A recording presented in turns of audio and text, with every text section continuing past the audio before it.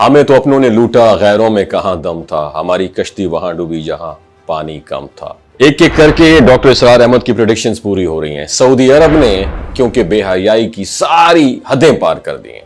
ناظرین، ایک وقت تھا جب دنیا کے کونے کونے سے مسلمان دل میں عشق رسول اور محبت حرم لیے خانہ کعبہ کا طواف کرنے آتے تھے، آنکھوں سے آنسو رواں ہوتے تھے، دل میں سکون اترتا تھا اور روحیں ذکر و تسبیح سے معطر ہو جاتی تھی۔ مگر آج جب ہم اسی سرزمین کو دیکھتے ہیں تو دل کانپ اٹھتا ہے، روح تڑپ جاتی اور زبان بے ساختہ کہتی ہے کیا یہ وہی مقام مقدس ہے جسے رب کائنات نے اپنے گھر کے لیے چنا تھا؟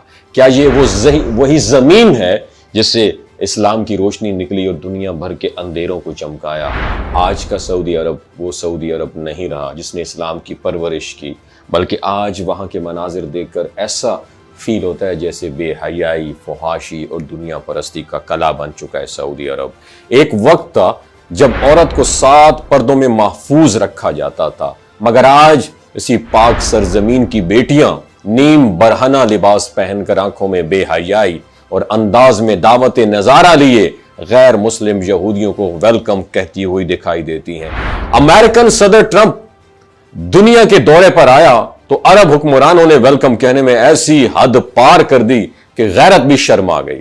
دبئی جیسے ممالک جہاں غیر عرب مسلمانوں کو مقامی عورتوں کے قریب بھی نہیں جانے دیا جاتا، وہاں عرب حکمرانوں نے اپنی بیٹیاں، اپنی بھتیجیاں صدر ٹرمپ کے استقبال کے لیے آگے کر دیں۔ کسی نے ہاتھ تھاما، کسی نے زلفیں بچائیں۔ یہ وہی عرب ہے جن کے پاس کھربوں کی دولت ہے، مگر غلامی کا طوق آج بھی ذہنوں کے اوپر سوار ہے۔ ٹرمپ ہو یا کوئی اور، ان کے سامنے جھکنے میں فخر محسوس کرتے ہیں۔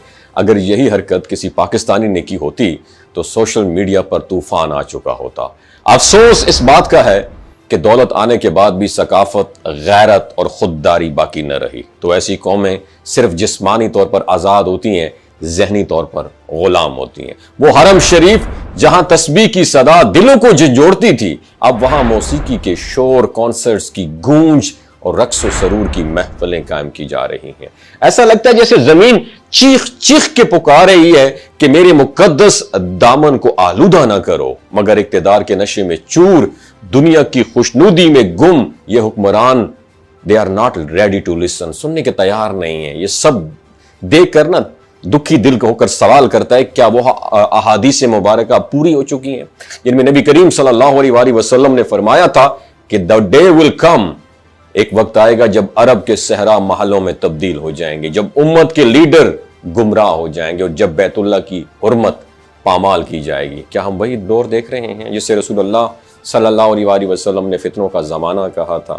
آج جب ہم دیکھتے ہیں کہ وہی سعودی عرب جس نے کبھی صہیونی طاقتوں کو للکارا تھا، آج انہی یہودی طاقتوں کے ساتھ ایگریمنٹ کر رہا ہے، ان کے فنکاروں کو انویٹیشن دے رہا ہے اور ان کے نظام کو اپنانے کی کوشش کر رہا ہے۔ تو سوال تو پیدا ہوتا ہے، کیا مسلمانوں نے یہودیوں سے ہاتھ ملا لیا ہے؟ کیا ہم نے خود میں اپنے دشمنوں کو اپنے گھروں میں جگہ دے دی ہے؟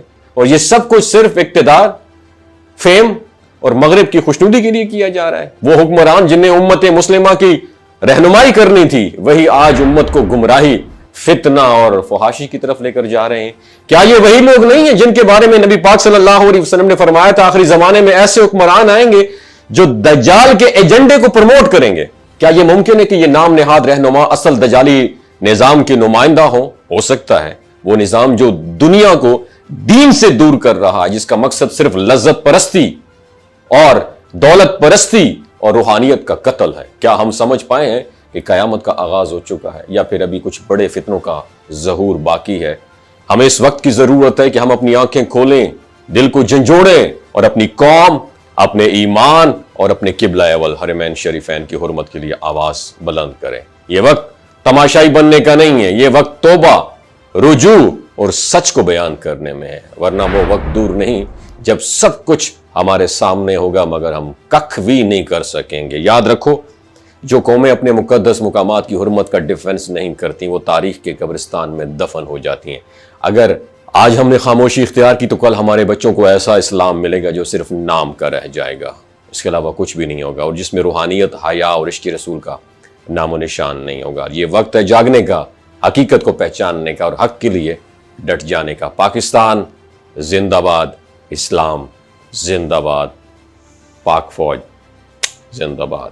وما علینا الا البلاغ المبین. کوئی بات بری لگی ہو دستبستہ معذرت کا طلبگار ہوں. اللہ حافظ. یہ جو گلگت بلتستان کے لوگ ہوتے ہیں نا، ان کی ایوریج عمر 90 سال سے بھی زیادہ ہوتی ہے.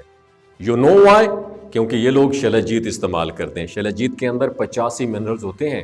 اگر آپ چیزوں کو جلدی بھول جاتے ہیں، مردانہ کمزوری محسوس کرتے ہیں، اولاد جیسی نعمت سے محروم ہیں، اور آپ سپرم کاؤنٹ آپ کے کم ہیں، ٹیسٹوسٹیرون ہارمون امبیلنس ہے، آپ سدا بہار جوان نظر آنا چاہتے ہیں، خون کی کمی کو دور کرنا چاہتے ہیں، ہڈیوں جوڑوں کے دردوں سے نجات حاصل کرنا چاہتے ہیں، موٹاپا کم کرنا چاہتے ہیں، تو ڈاکٹر اسد محمود کی پیور اینڈ نیچرل شلجیت ضرور استعمال کریں.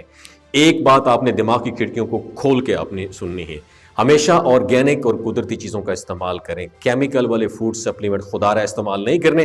اگر آپ ڈاکٹر اسد محمود کی پیور اینڈ نیچرل شلجیت کو آرڈر کرنا چاہتے ہیں، نیچے دیے گئے نمبر پر واٹس ایپ کریں.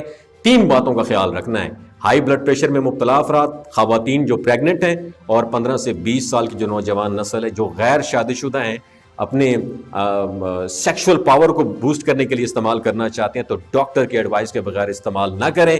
باقی سارے لوگ